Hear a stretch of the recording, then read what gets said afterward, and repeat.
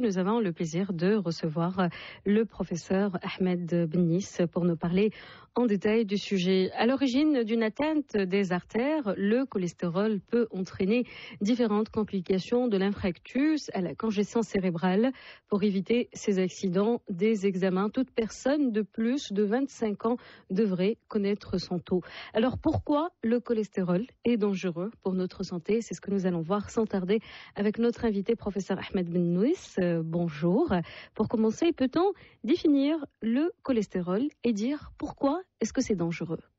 Le cholestérol est un des ennemis des artères. Quand nous avons plusieurs facteurs de risque cardiovasculaire, et le cholestérol est un des facteurs les plus importants à côté de l'hypertension artérielle, du diabète, de l'obésité et du tabac.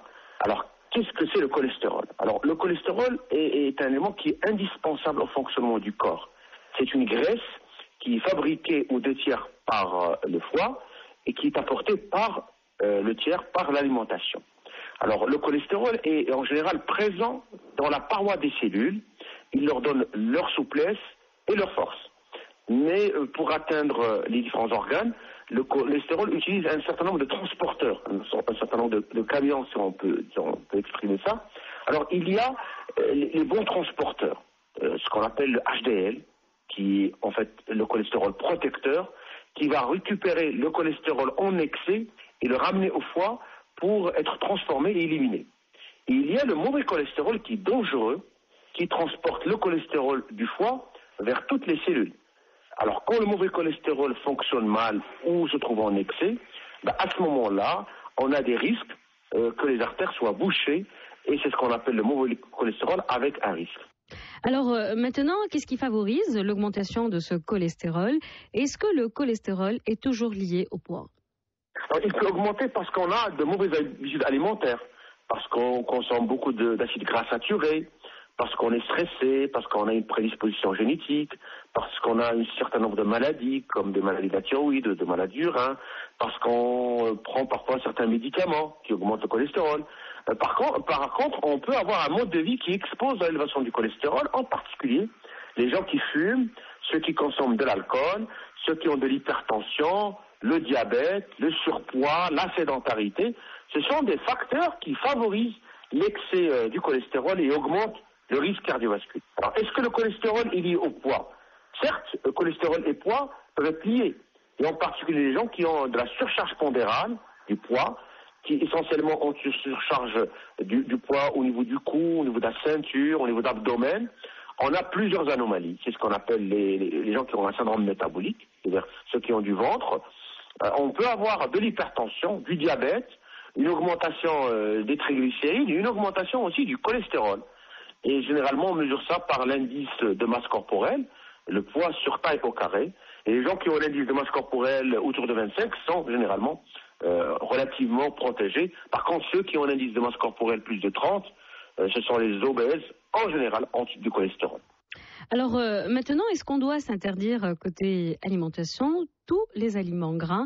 Et certaines graisses censées sont bénéfiques pour la santé. Alors pour réduire le taux de cholestérol, il n'y a pas de mystère. Il faut d'abord changer les modes alimentaires. Tous les aliments gras ne sont pas à proscrire, mais il faut éviter surtout les apports excessifs en graisses saturées et privilégier les apports en matières grasses dites insaturées. Alors, ça veut dire quoi les bonnes graisses? Alors, les bonnes graisses, il faut savoir qu'il n'y a pas de bonnes ou de mauvaises graisses, puisque ce sont les quantités excessives ou insuffisantes ingérées qui peuvent avoir des conséquences préjudiciables pour l'organisme. Alors, il y a les oméga 3 qui sont d'actualité. Et notre alimentation moderne en manque malheureusement cruellement.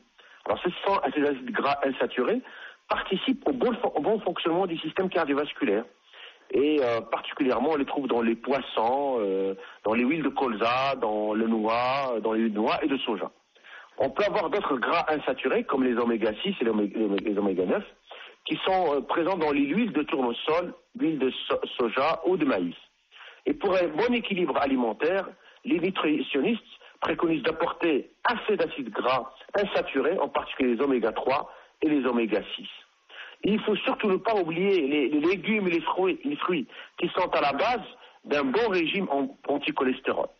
Alors, généralement, les légumes et fruits sont pauvres en matière grasse, en calories. Les fruits et légumes rassasient en apportant des micronutriments, les vitamines, les minéraux, les oligo-éléments, les fibres, qui sont essentiels à l'organisme. Et en plus, ils contiennent notamment des antioxydants qui préviennent l'oxydation du cholestérol et qui vont par là éviter la formation de plaques dans les artères. Et lorsqu'ils sont associés à une diminution des graisses saturées, et quand on consomme des fruits et des légumes, généralement, on protège sa santé. Vous connaissez tous l'adage 0 tabac, 5 légumes et 7 fruits par jour et 30 minutes de marche. Docteur, merci pour ces précisions. Parlons maintenant toujours d'un bon régime alimentaire anti-cholestérol. Est-ce que c'est toujours efficace? Alors, oui, ils peuvent être efficaces et ils peuvent diminuer jusqu'à 8% le taux du LDL cholestérol, c'est-à-dire le taux du mauvais cholestérol. Et ce taux de type de régime est basé avant tout sur une diminution des graisses saturées, sur une alimentation riche en fruits et légumes. Et n'oublions pas de faire un peu d'activité physique et en particulier un peu de marche. Eh bien, maintenant, parlons de la relation du cholestérol et dire pourquoi le cholestérol est dangereux pour notre santé. Quelles conséquences a ce taux de cholestérol sur la santé? Alors, le problème du cholestérol, c'est comme la tension artérielle.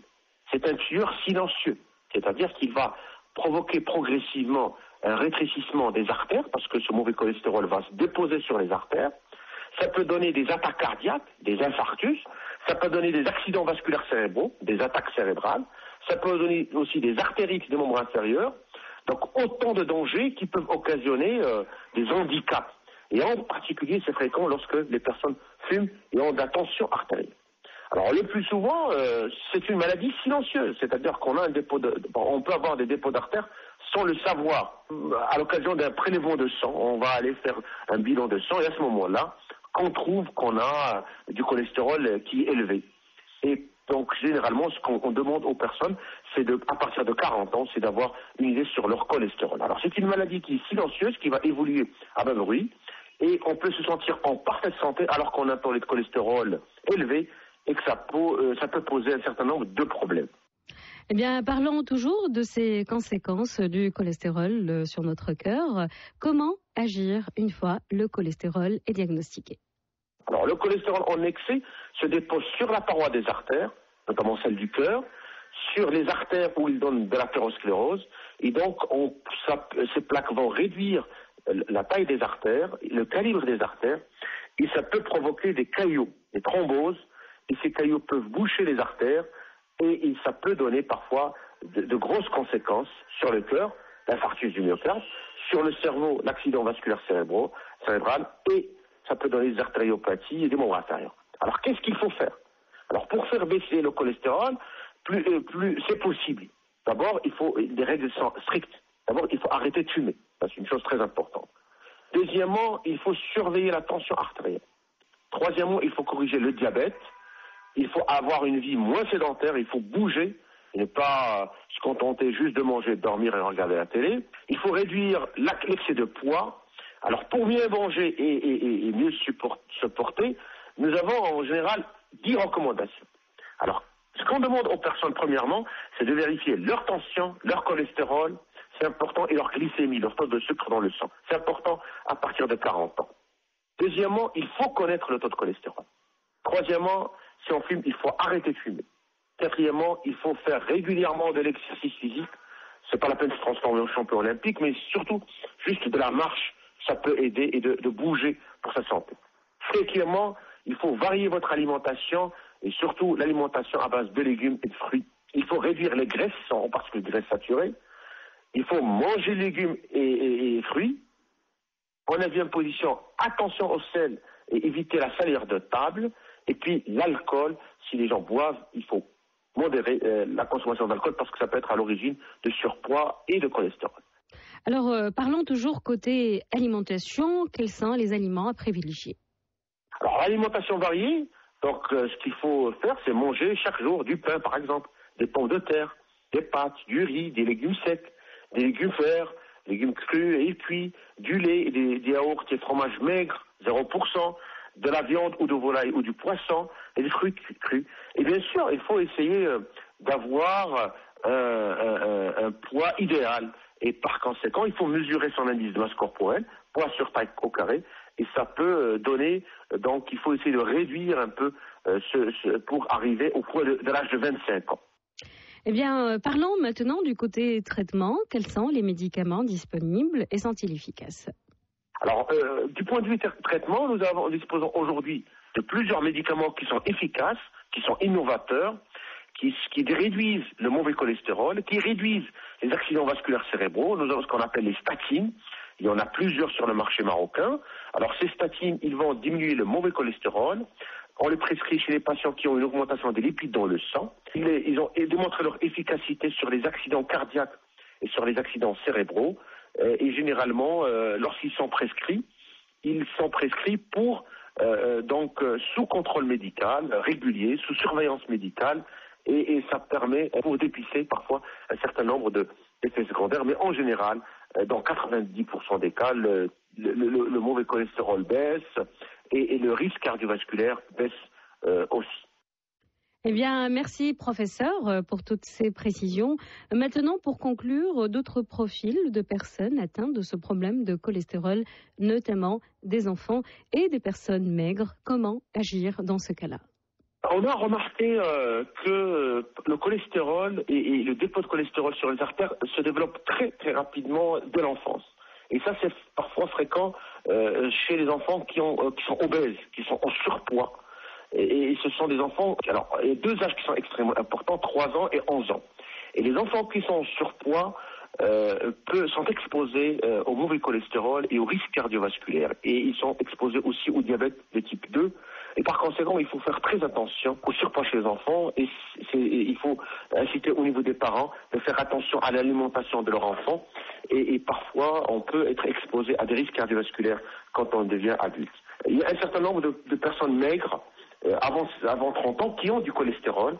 Et il y a ici 2 facteurs qui sont importants. Le facteur héréditaire qui peut jouer. On peut avoir des augmentations du mauvais cholestérol qui sont familiales. On peut aussi avoir des personnes qui ont une prédisposition génétique et en même temps qui ont de mauvaises habitudes alimentaires ou qui fument, et ça peut les exposer au cholestérol. À ce moment-là, il y a 2 choses qui sont extrêmement importantes. D'abord, le bon régime alimentaire, les salades, les légumes et fruits, et bien sûr, il faut éviter les graisses saturées et prendre des graisses insaturées.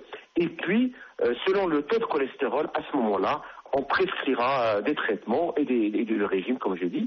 Alors, tout dépend. Si le mauvais cholestérol est supérieur à 1,9 et la personne n'a pas de facteur de risque, à ce moment-là, on peut d'abord commencer par un régime et après le traitement. Mais si la personne fume, a du mauvais cholestérol et son taux de mauvais cholestérol est de plus de 1,6, à ce moment-là, on peut démarrer le traitement. On peut donner le traitement, bien sûr, toujours ce contrôle médical.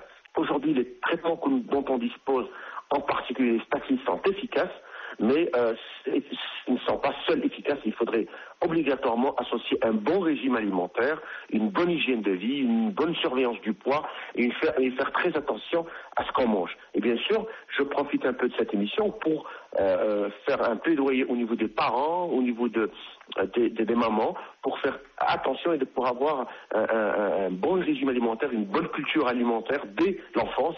Parce que c'est à partir de ce moment-là que tout se joue. Si on a de bons comportements alimentaires en enfance, on les garde toute la vie. On a la mémoire de l'alimentation. Et en particulier, insistant encore là-dessus, la santé, c'est l'alimentation. 0 tabac, 5 légumes et 5 fruits et 30 minutes de marche. C'est facile à retenir. Voilà un peu le vrai message à passer.